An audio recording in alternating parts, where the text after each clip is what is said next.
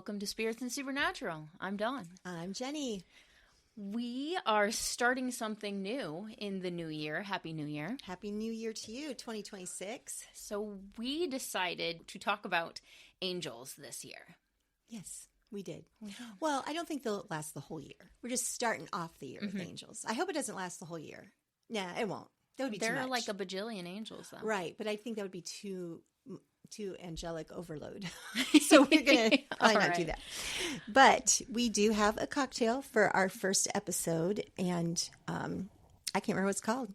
I found it, but I don't remember what it's called. So I actually found that there were several variations of this. Okay. And it's either called Angel Face or Angel's Face, apostrophe S. So okay. Either way. Yeah, it doesn't really matter. Either way, if you look up either one, they have basically the same ingredients and are made basically the same way. So we are going to talk about some minor angels. That had major, important roles. Yes. Yes. Awesome. So let's make an angel face. Our angel faces. Our angels' faces. Because we have multiple angels. Well, so we'll call it angels. I mean, some angels do have like lots of faces too, right? Well, I'm glad they didn't on Supernatural. That would have bothered me some, I think. But for this cocktail, Dawn, I don't have the recipe right in front of me either because, you know, I've never done a podcast before, so I don't know what the heck's going on. I just had a heck of a week, and so my mind is a little scattered, even more than usual. Even more than usual. So you're going to put the ice in there, and then I do have the recipe. We are going to add to the cocktail. Popped a little piece of ice out onto myself. An ounce of gin, an ounce of apple whiskey, and an ounce of peach brandy. So 3 ounces. 1 equals 3. You can use an orange or an apple for garnish, but I didn't cut up an apple, so. I found, like I said, several different versions of this cocktail. So you can use apple brandy.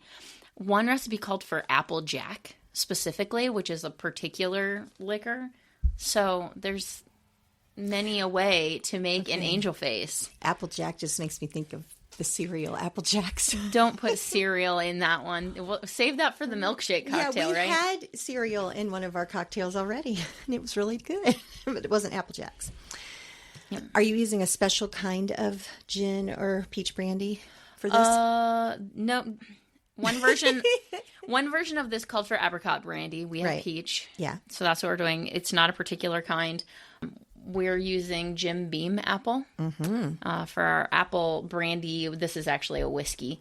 And then we are using my favorite gin, the Drum Shampoo Gunpowder Irish Gin. I just think the bottle's so pretty. It is so pretty. That's one thing that I love about it. All right, so I'm going to mix both of our drinks together here, and then we'll just divide it up. So I'm going to put 2 ounces of everything in and then go from there. Sounds perfect. Excellent. So 1 + 1 + 1 + 1 + 1 + 1 + 1 equals 6. I might have done too many ones in there. I'm not sure. So if you're going to mocktail this, I think basically you just do like apple juice and a peach juice or like a nectar thing. So you can, if you want it to be like fizzy, you could do like a peach flavored water or whatever, kind of that way. And then the gin, I think in the past we've suggested using juniper water, which has something of a gin flavor. Well, that's what gin's made out of, right? Okay. We've taken a long time to talk about a very simple drink because I am like so scattered. But today we are going to be talking about 3 angels in particular. We're going to talk about Joshua, Cupid, and Alfie, whose actual name, angelic name, was Samandriel. Yes. So we'll just start with Joshua. I think he might have been, I'm trying to remember. We met him before the other 2, right? So we met Joshua in season 5. Dark Side of the Moon. Yes. So actually, we met Joshua and Cupid in season 5. Oh, okay. But I can't remember which one we met first, honestly. Yeah, I forgot to write down which episode the first Cupid was in. It was My Bloody Valentine, but I don't know what number it was. I can look it up if we feel like we need to, but our listeners are smart enough. They'll get it. They know how to use Google. Dark Side of the Moon. The reason that Sam and Dean needed to meet with Joshua is because at that time, Joshua was the only angel that God was communicating with. Mm-hmm. And Sam and Dean wanted to know where God was. Right. Because of the apocalypse and trying to stop that and everything. We all know what season 5 was all about. Mm-hmm.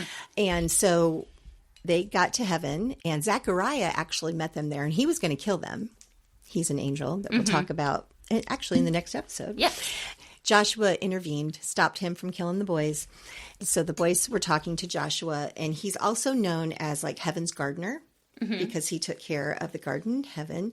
And one of my absolute favorite parts, because we're Ohio girls, and they were surprised at what the garden looked like. And he said, for you guys, it looks like the Cleveland Botanical Gardens because you went there as kids. Yeah, they like went on a field trip there as kids. Mm-hmm. I just thought that was funny. I was like, well, Jenny, if we want to go to the garden, we just have to drive an hour north. Yeah. Well, I think they're getting rid of it. Are they? I'm pretty sure. Oh.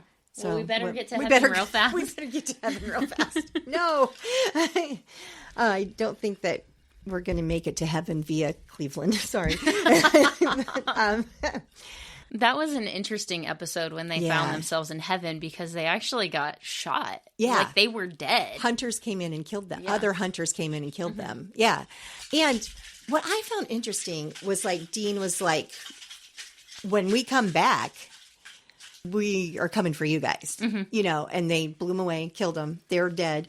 They're in heaven. They meet up with Ash. And Ash is like, you guys die more than anybody I know. Yeah.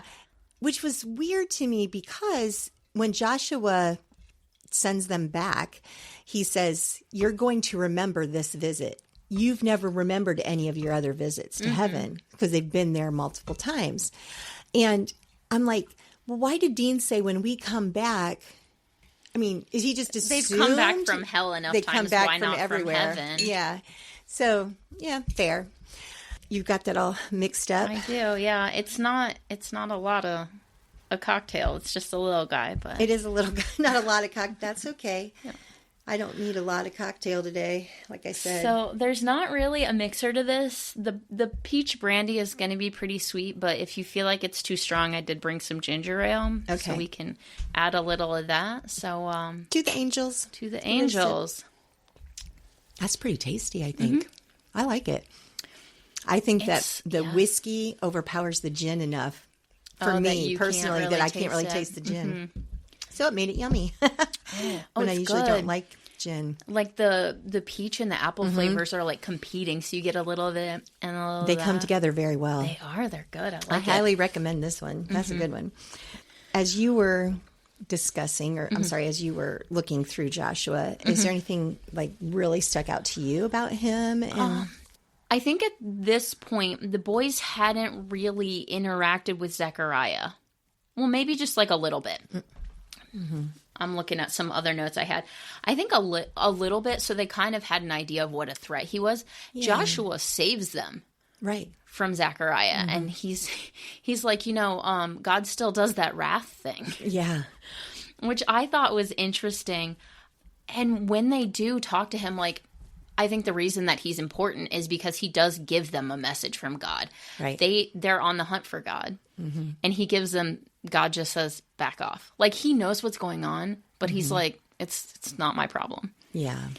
And he was definitely the puppet master, obviously. And we had met Zechariah before, though. Yeah. For sure, because he was in It's a Terrible Life. Yeah, he was in season 4. Yeah. Yeah. That was one of my favorite episodes. That was a good one. I think that Joshua kind of acts in the way that we expect angels to. Like, he's not wearing a suit or, like, business wear like the other angels. He's much more casual. But he also, the way that mostly angels are portrayed, they're, like, stoic. Like, Castiel has, like, no sense of humor. They're all, like, single-minded on whatever their mission is. But Joshua just feels, like, very calm and almost comforting. And do you think that's because out of all the other angels, he's the one that's been in God's presence the most? And that gives him that. Maybe. I mean, what's interesting is that he says he thinks the reason that he doesn't talk to God, God talks to him, he says. And he thinks God is just lonely. Yeah. And so he's just like, all right, I'll listen. Because there are other angels that we'll get around to talking to, like Metatron, that God talked to a lot. Directly. And Yeah, Metatron, also. it went to his head. But Joshua, it doesn't. Yeah. And I think that that's what makes him seem more like what you expect an angel to be. Yeah, and I think, too, if you're going to compare Joshua and Metatron, which we won't spend a lot of time on, Joshua was working in the garden, and he was grounded, if you will, because he, and Metatron was a writer. So that's just completely different occupations. Yeah. And I would think that would make a difference on your personality, too. Joshua was at peace a lot more so. Yeah. No, that makes the sense. Other angels. I think that makes a lot of sense. Yeah. Wow. That doesn't happen very often. So that was the first time we met Joshua. And I believe he only shows up one more time. And that's in season 12, episode 19. And that's when Castiel is Castiel is going to go after Kelly Klein to stop her from giving birth to the Nephilim. And then Cass finds out that this Nephilim's going to be a good guy. And so he wants to protect Kelly, but Joshua meets them at the playground at like the portal. Right. He's young. It's not the same. It's not the same Joshua. Vessel. Yeah. So he meets them there and he's like, Kelly, I'll take care of you. Come with me to heaven and everything's going to be okay. And Dagon it, she showed up again and he was instantly, she just like, I can't remember if she snapped her fingers or what she did, but he went up in smoke like immediately. Dagon was very powerful. Yeah. Because I'm thinking Joshua was an angel that had direct connection with God and Dagon could vaporize him that easily. I mean, I thought it was a big deal. Yeah. And it makes you question like how strong heaven is versus hell. Right. Or at least in this case, the demon versus an angel. Now, other times the angels obviously win against demons, but Dagon was very powerful. So Dagon is one of the power from Lucifer. So she's one of the knights of hell, right? Yes. And so like that's like, if you will, that's like a hell archangel, like pretty high up there as far as hierarchy goes. Joshua's not an archangel. He's not like directly. Is he directly beneath them? Even if he has this connection to God, he's just a gardener. Where does he go? Where is he in this hierarchy? We don't know. And so maybe as far as like the closer you are to your source of power, the stronger you are. I don't know. Maybe being the gardener doesn't make you that high on the totem. I guess not. I don't really know. Yeah. But I just thought it was just interesting to me how easily she got rid of him. It wasn't a big battle in the playground. Some of the deaths are like that, though, where it's like you think this person's important and then they're just killed. Yeah. Like their neck is snapped. They're snapped out of existence. Yeah. Like makes you wonder. Yeah. And I think some of it is for shock factor in the film, obviously. And they had to try and do different things for shock factor because after a while, it's not shocking anymore to see the blood splush against the wall or the window because we've seen that a lot of times. Right. So they got to get creative in their kills, right? Exactly. Any other insights to Mr. Joshua?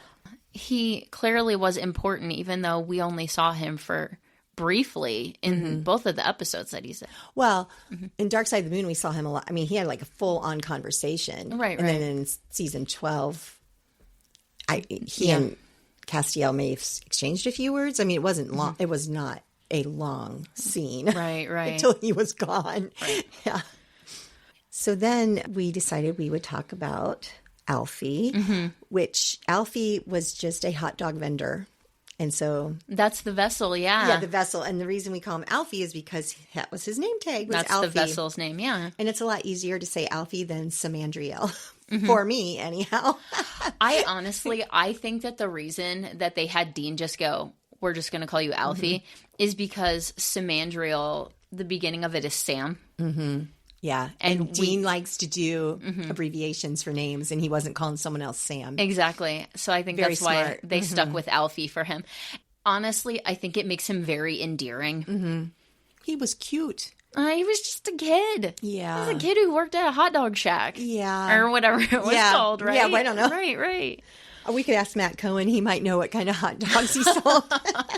Right. Well, I think that we need to point out, too, the actor that played Alfie was Tyler Johnston. Mm-hmm. He's in 3 episodes as Alfie, but he was in an episode before. Do you know which one it was? Of course I don't. It was Bugs. He was the kid in Bugs. Oh, you told me that. Yeah. Yeah, that's who he was. He was the son in Bugs. And then I still can't make that connection in my brain. Like, I remember that episode, but I don't remember that kid's face.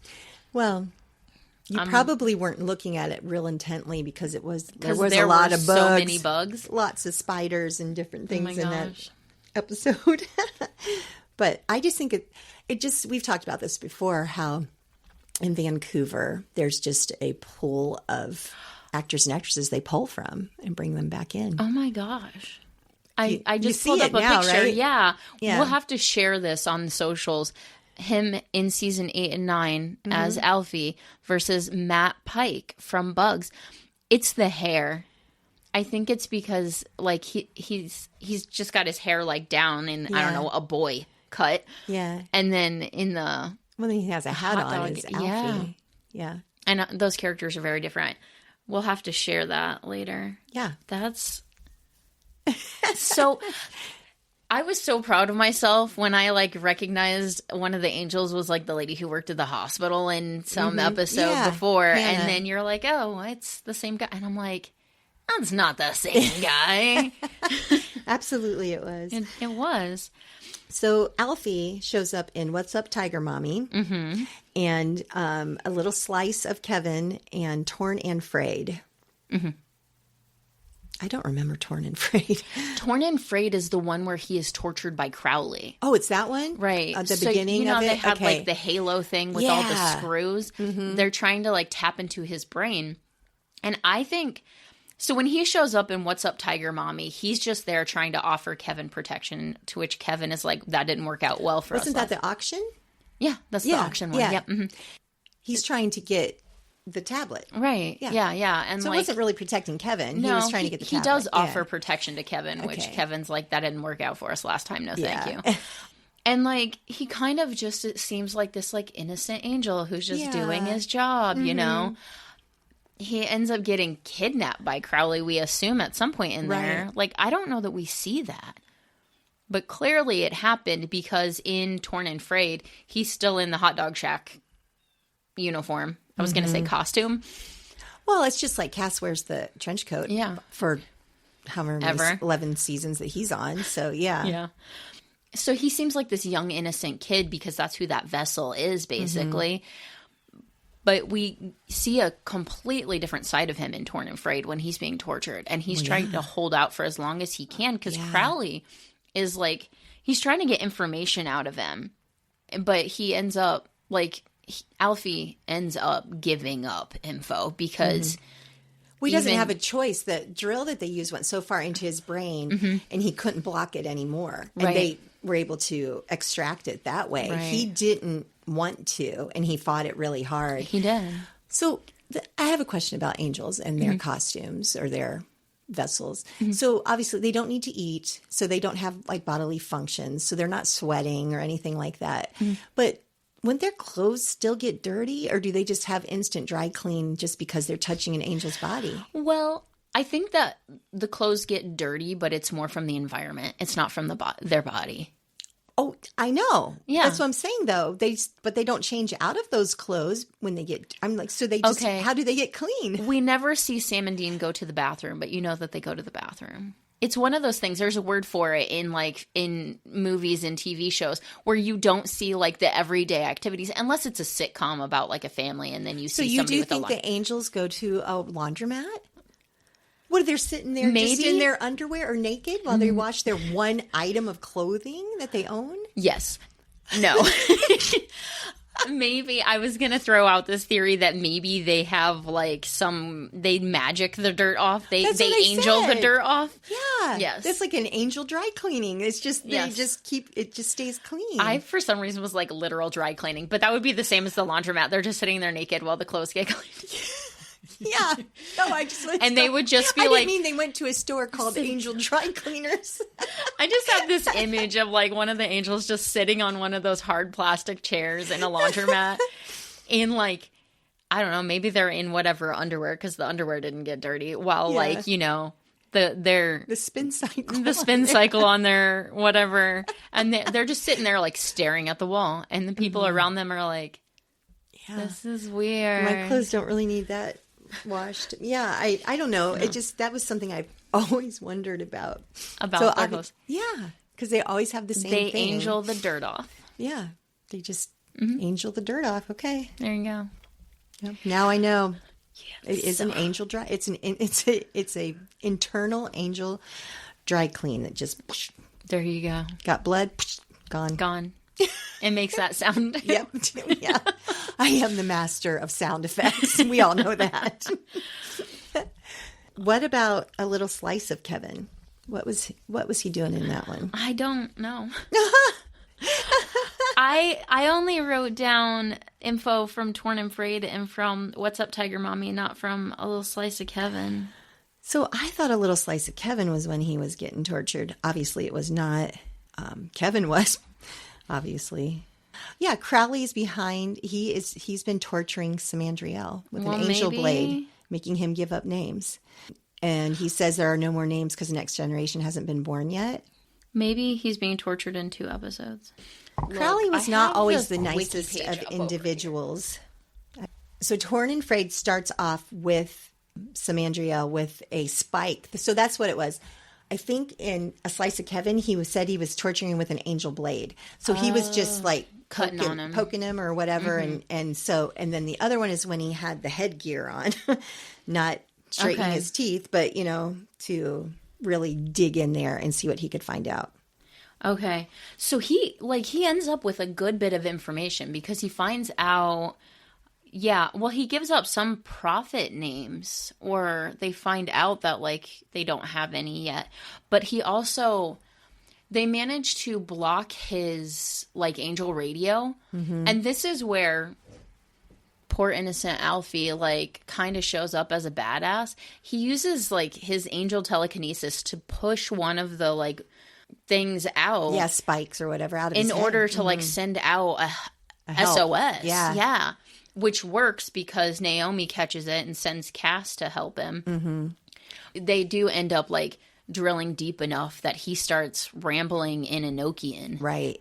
And that's how Crowley finds out there's an angel tablet. That there's more than just the demon tablet. Mm-hmm. Yeah. Yep. So that poor dude, I just feel like he got the short end. Almost everybody that ever met a Winchester did. This is true. Unfortunately. Yeah. It's not as beautiful as Sam and Dean were, aesthetically. I don't think I would ever really want to get close to them because I know I would be short on this earth. I would be gone. I'd be dead right away. Yeah. The candle just burned a whole lot faster. Yep. When you meet those boys, for sure. And, let's face it, if you meet Jensen Ackles in real life, you probably lose a few years just from your heart beating so fast. The heart palpitations, yep. Yeah. Uh-huh. So I had to. Had to say, I hadn't said his name yet. So. You had to do it. But I loved him. I loved the kid that played him. Mm-hmm. I think he did a fantastic job. Mm-hmm. And he was a real cutie. He was just Alfie. And I think, like you said, using the name Alfie was just a cute little name rather than Samandriel, which is not cute, really. It's not, but when you remember that's his name, you remember he actually is an angel. Yeah. And we couldn't see him in his real form because we know that from when Cass was introduced, that you can't really see their real form. Right, unless you want to lose your eyeballs. Lose your eyeballs. They're gone. We've had that discussion. We have. Keep your eyeballs. Don't look at angels. Yep. Don't get real close to a Winchester either. Nope. All right, so the last minor angel that we are going to talk about is Cupid. Yes. We know that Cupid isn't actually, that's what humans call them, but they're apparently the lowest class of angels. Oh, so sad. They're cherubs. Yeah. Yeah.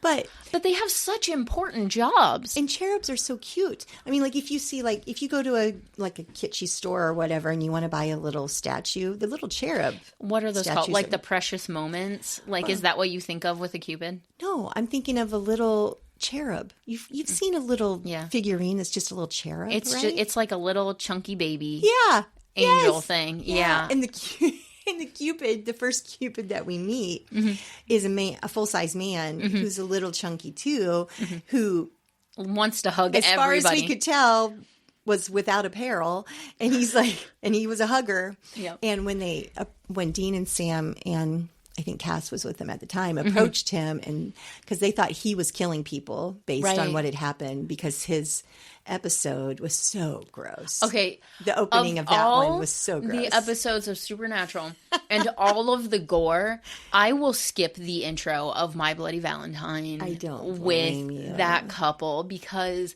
that is the grossest. Just eating each other to death. Literally makes me want to...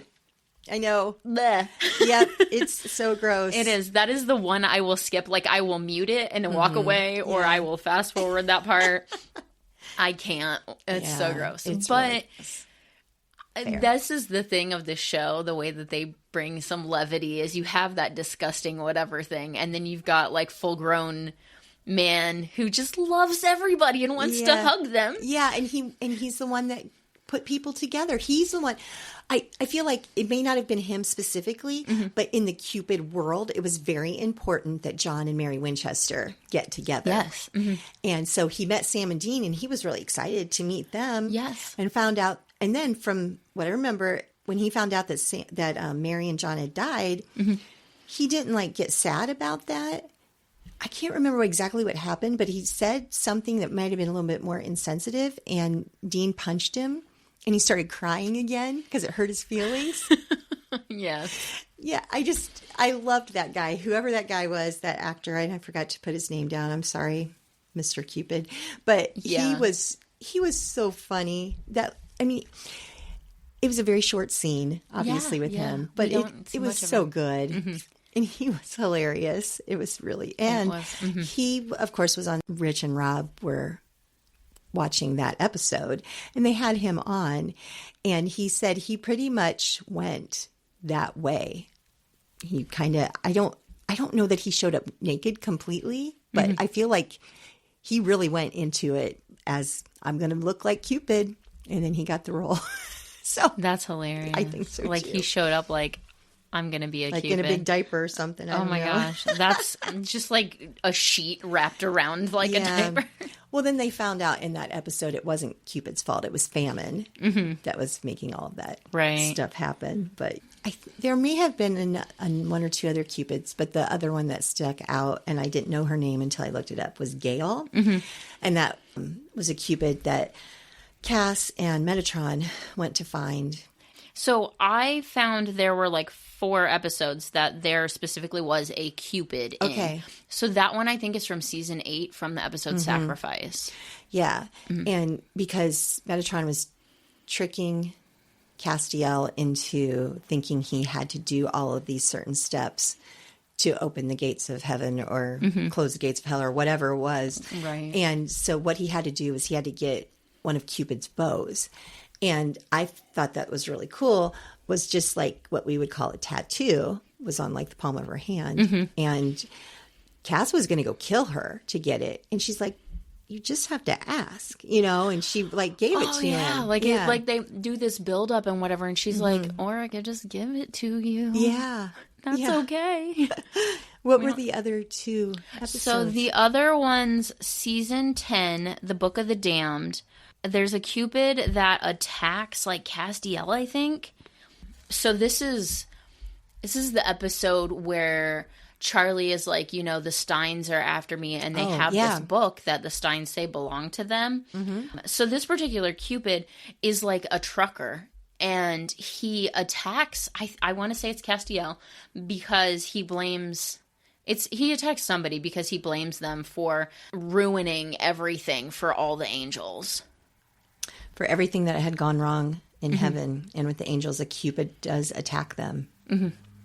How do we know it's a Cupid?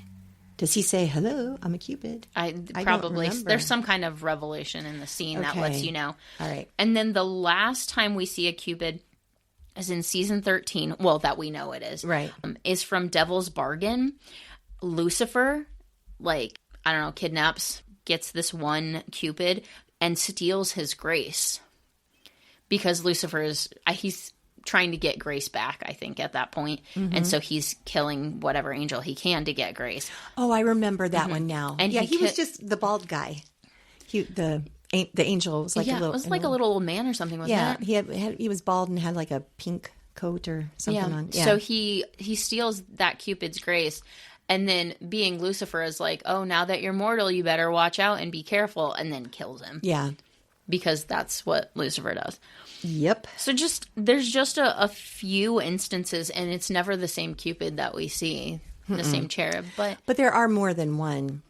Oh yeah, there's Cupids or cherubs, like obviously. dozens or something of them that they say. Are all cherubs Cupids, or all Yes. Cupids are cherubs? Are all cherubs Cupids? Yes. Okay. It's interchangeable. Angels call them cherubs. At least my understanding is Okay. angels call them cherubs, and we call them Cupid Okay. because we think they're adorable little chubby children. Yeah, and a diaper with a Apparently. little bow and arrow. Making you Making you fall in love. Yeah. Clearly, there are lots of other angels that we only see here or there in an episode, but these ones had an effect. Something important happened because of an interaction Definitely. with them. Yeah. So that is why we wanted to talk about them. Yeah, so we wanted to start off the new year talking about angels. So we've covered those three. We will do other episodes, like you said, and we'll probably just lump some together, just because it would be years for us to do every single. Well, there are multitudes of angels, obviously, and we don't even see how many. There are some that we see that don't even have names.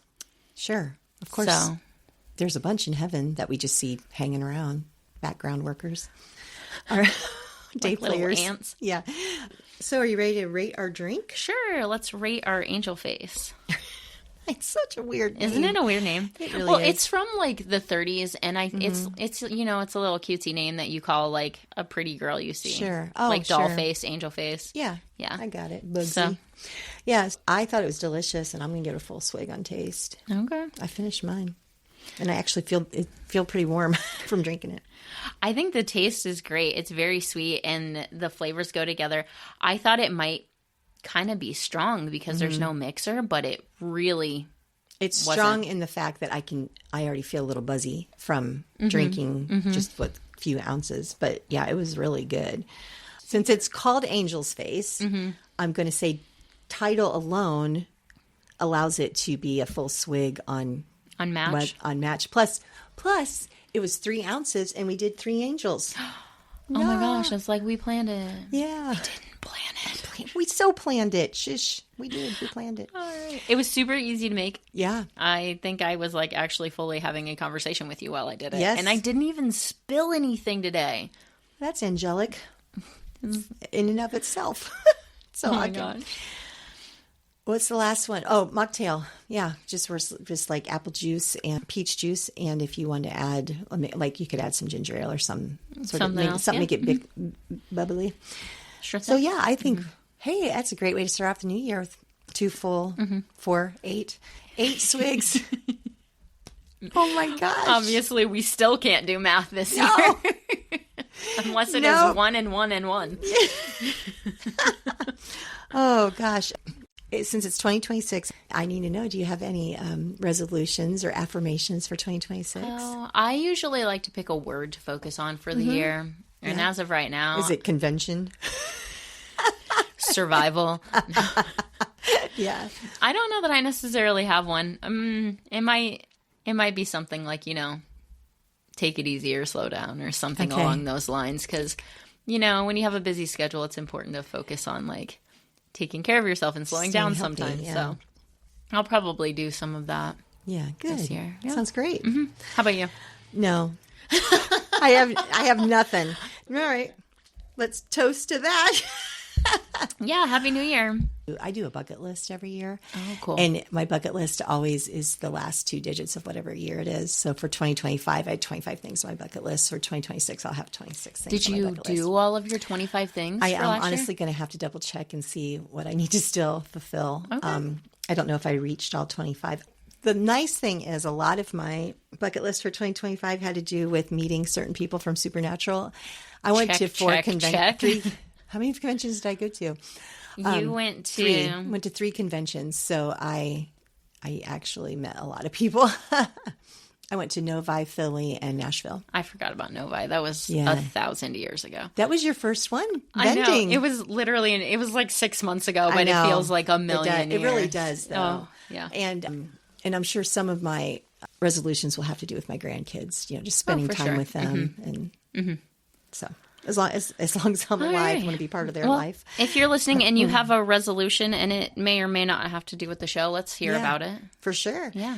If something is burning in your heart and you're like, you guys need to do an angel episode about XYZ, let us know who you think that we definitely need to cover. Or just and we'll take do an it. antacid and sit down. Oh, yeah, it could be. Could just be Angina. So whatever. All right. So we're on all the socials, as we always say. We love it when you guys rate us. We love it when you comment. I try to respond to everybody's comments. We love it when you just tell us that you like us. That makes us so happy. We like you guys too. Yes, we love you. Thank you again for making 2025 so awesome. Yes. And we're looking forward to 2026. Thanks, guys.